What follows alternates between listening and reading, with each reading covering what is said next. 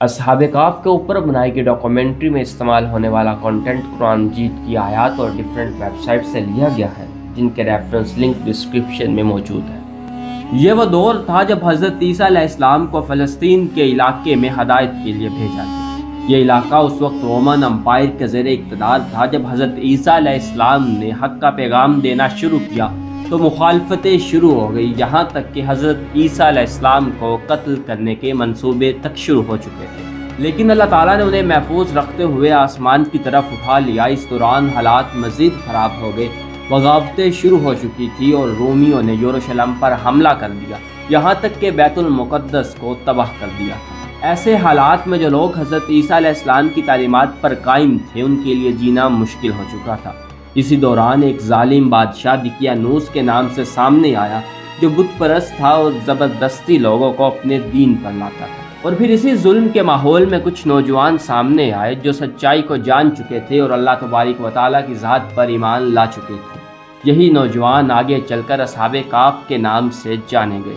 اصحاب کہف کی تعداد 7 تھی اور 8واں ان کا کتا قطمیر تھا۔ ان کا قصہ کچھ یوں شروع ہوتا ہے کہ جب ظالم بادشاہ دقیانوس کو معلوم ہوا کہ یہ نوجوان اس کے حکم سے بچ کر ایک غار میں پناہ لیے ہوئے ہے تو اسے شدید غصہ آ گیا اور اس نے حکم جاری کیا کہ اس غار کے منہ کو مضبوط دیوار سے بند کر دیا جائے تاکہ یہ نوجوان اندر ہی اندر ختم ہو جائے۔ لیکن اللہ کی قدرت کو کچھ اور ہی منظور تھا۔ جس شخص کو یہ کام سونپا گیا وہ ایک نیک اور دیانتدار انسان تھا۔ اس نے اصحاب کہف کے نام اور ان کا سارا واقعہ ایک تختی پر لکھوا کر صندوق کے اندر بند کر دیا تھا اور اس صندوق کو اسی دیوار کی بنیاد میں نصب کر دیا تھا تاکہ یہ واقعہ آنے والے وقت میں لوگوں کے سامنے آ سکے۔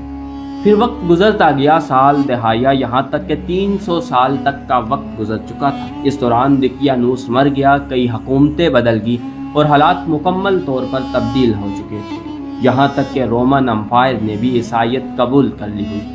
پھر ایک نیک دل بادشاہ بیدورس کے دور میں ایک نیا مرحلہ شروع ہوا، جہاں مسئلہ یہ پیدا ہوا کہ لوگوں کے دلوں میں قیامت، مرنے کے بعد دوبارہ زندہ ہونے اور ایک خدا پر یقین رکھنے کا عقیدہ کمزور پڑنے لگا تھا۔ بادشاہ اس ساری صورتحال سے بہت پریشان ہوا۔ اس نے اللہ کے ہاتھ دعا مانگی کہ کوئی ایسی نشانی ظاہر ہو جس سے ان لوگوں کا ایمان پہلے جیسا ہو جائے۔ وہ اللہ نے اس کی دعا قبول فرما لی اور ایک چرواہا بکریوں کے ساتھ ایک غار کے پاس پہنچا۔ یہ وہی غار تھی جہاں اصحاب کہف سو رہے تھے۔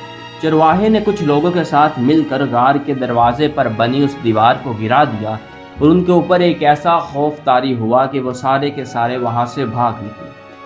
اسی لمحے اللہ کے حکم سے اصحاب کہف اپنی طویل نیند سے بیدار ہوئے اور ایک دوسرے سے باتیں کرنے لگے۔ انہیں یوں لگا تھا کہ جیسے وہ تھوڑی دیر پہلے ہی یہاں پر سوئے تھے۔ انہوں نے اپنے ایک ساتھی یملیکا کو کھانا لانے کے لیے شہر بھیجا۔ جب یملیکا شہر پہنچا تو وہ حیران رہ گیا کہ ہر طرف دین حق کا چرچا تھا، لوگ کھلے عام حضرت عیسیٰ علیہ السلام کی تعلیمات پر عمل کر رہے تھے۔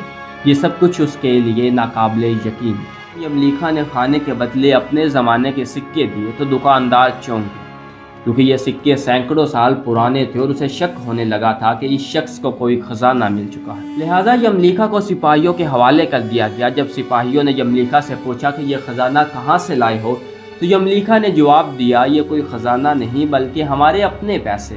سپاہیوں نے کہا، یہ کیسے ممکن ہو سکتا ہے؟ یہ سکے 300 سال پرانے ہیں۔ اسی دوران یملیکا نے پوچھا، پہلے مجھے یہ بتاؤ دقیانوس کا کیا حال ہے؟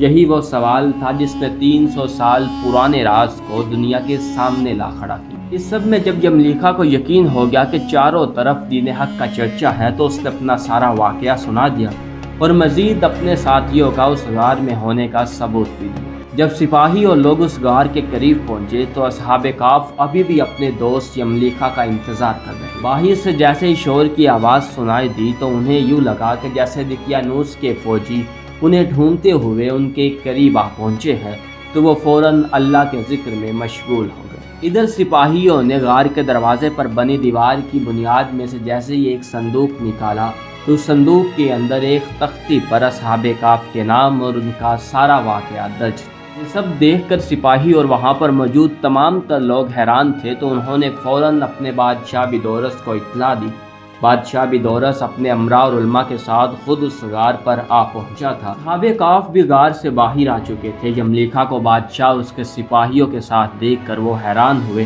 لیکن یملیکا نے اپنے اوپر بیتے لمحوں کو جیسے ہی بیان کیا تو اس کے بعد اصحاب کہف کو یقین ہو گیا کہ چاروں طرف دین حق کا ہی چرچا ہے۔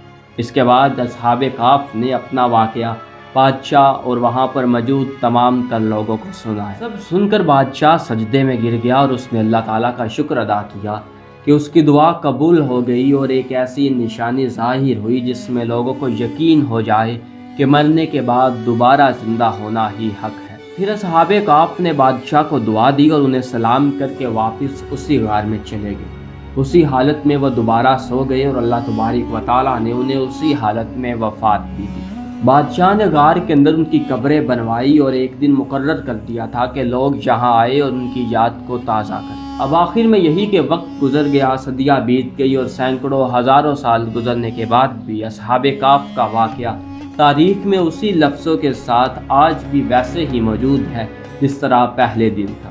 یہ سوال ہر انسان کے ذہن میں پیدا ہوتا ہے کہ یہ واقعہ آج تک اس طرح کیسے محفوظ ہے اور کیسے ہم تک یہ واقعہ پہنچا۔ تو اس سوال کا جواب دنیا کی سب سے سچی کتاب قرآن مجید میں ملتا ہے کہ جب کفار مکہ نے یہودیوں کے مشورے سے نبی پاک صلی اللہ تعالیٰ علیہ وآلہ وسلم سے 3 سوالات پوچھے، جن میں سے ایک اصحاب کہف کون تھے یہ سوال بھی شامل تھا۔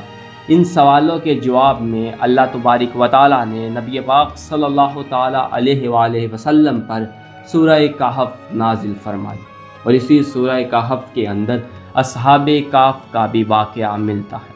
یہی وجہ ہے کہ یہ قصہ تاریخ میں انہی الفاظ اور اسی حقیقت کے ساتھ تاریخ میں محفوظ ہوا، کیونکہ دنیا کی سب سے سچی ترین کتاب کے اندر کسی قسم کا کوئی بھی جھوٹ نہیں ملتا۔